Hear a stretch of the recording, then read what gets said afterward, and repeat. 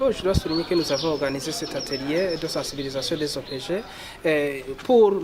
pour contribuer à la volonté du chef de l'État de réduire la population carcérale. Et pour y arriver, on doit d'abord voir où le processus commence. Donc, dans la phase préjuridictionnelle,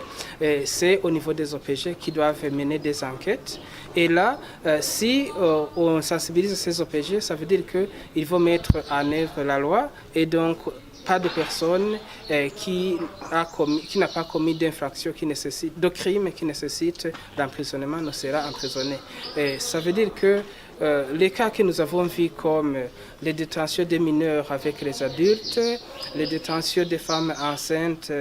d'une grossesse de plus de 6 mois ou même qui allaitent des enfants de moins de 6 mois et qui devraient nécessiter la permission spéciale du procureur général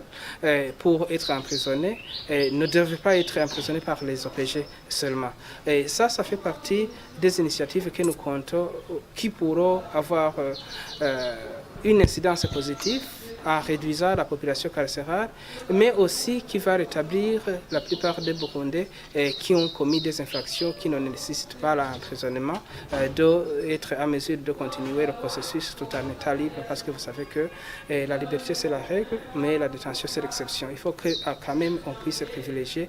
cette liberté et que tout Burundais puisse jouir de ces droits. Parce que le Burundi non seulement dispose d'un arsenal juridique et qui détaille exactement les procédures de détention, mais aussi il a ratifié beaucoup de conventions internationales qui font qu'on ne puisse pas détenir une personne s'il y a possibilité que la personne continue les enquêtes étant libre.